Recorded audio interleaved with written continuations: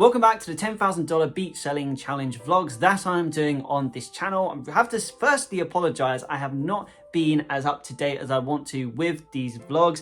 No one tells you when you first start the life of a self-employed music producer can be so intense and stressful. Well, the past couple of weeks, it has been a manic couple of weeks to say the least, and it has meant that I have not been on top of these vlogs. So today we have quite a substantial update for you, how things have been going, decisions that I've made in the past couple of weeks, a couple of things I've learned which I want to share with you, and what my plan is continuing into 2023 to get that $10,000 in beat sales. So if you are new to this channel, smash the subscribe button right now, as it's the best way to support the channel. But you know the drill. Let's hop into my computer, let's have a look at the data, and let's discuss some of the things that I've learned from the beat selling journey in the past 3 weeks. Okay, so firstly, I want to show you this new improved graphic that I have for the tracking of this $10,000 beat selling challenge. So I can first show you the results of the selling, and then there's a couple of things I want to share with you in terms of my YouTube Type Beat channel, my beat store, and a couple of different things as well on the marketing side. We'll get into that, but firstly, here is an update of how I'm doing. So I have not updated you probably since week 6. I haven't been filling this out properly,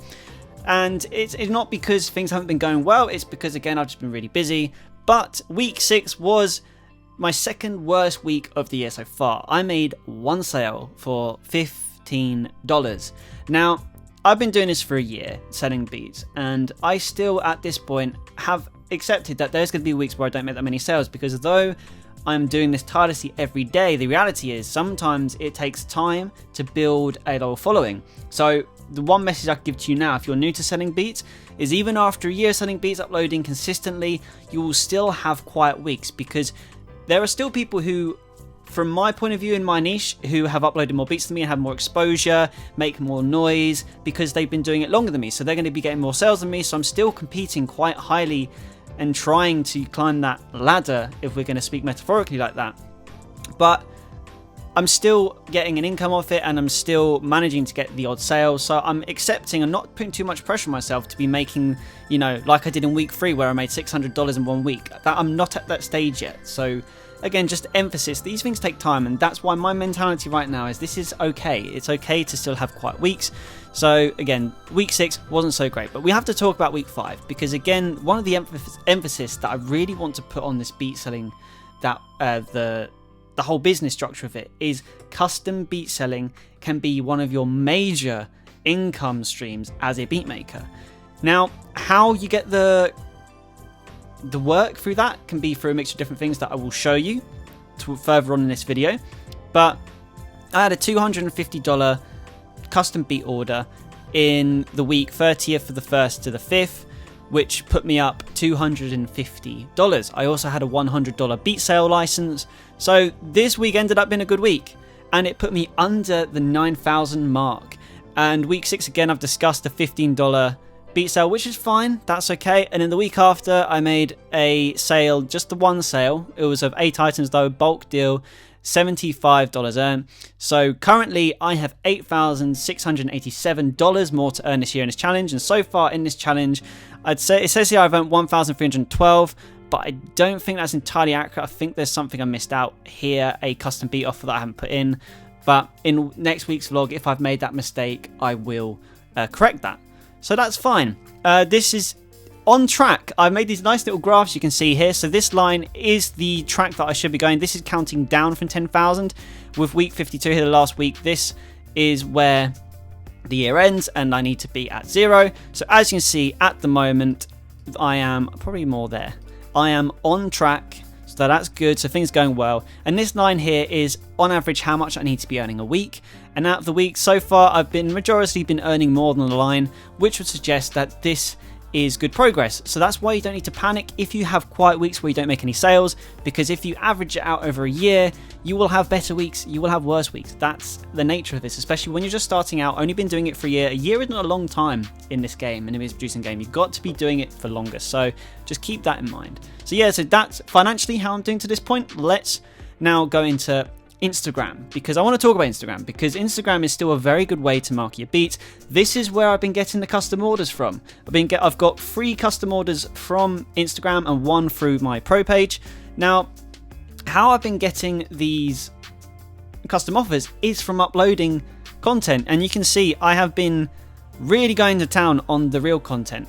and it's, for me, not only has it been a good way to showcase Beats, to drive more traffic to your Beats store, but also just, you know, increase your social proof as a producer. And I've had so many messages off here now inquiring about work. Some of them I'm in progress at the moment, and I hope once they're completed I can add that tally to the beat selling. But you shouldn't just stop at BeatStars or YouTube to promote your beats. Instagram is still a very, very crucial way for selling beats, and there's also a little bit more branding that's been going on, which I want to show you through my pro page in a second. So firstly, you can see I've changed my handle, updated it, trying to go for a theme color here because I really want to get the branding on point now. Because one thing that I've really figured out as a music producer and a beat seller is, to this day, one thing I think I've been doing wrong with my beat selling is not showing my face enough. Because I feel like as a customer or an artist, I would want to feel like I'm not buying a beat off of a business. I'm buying a beat off of a music producer who's handcrafted in the studio. So actually putting a face to my beats more often, I think, might churn over a better output of free downloads and purchases. So keep that in mind. And for the first time ever, I've had this account for so many years. I've lost count, maybe like, God, 10 years now I've probably had this account for.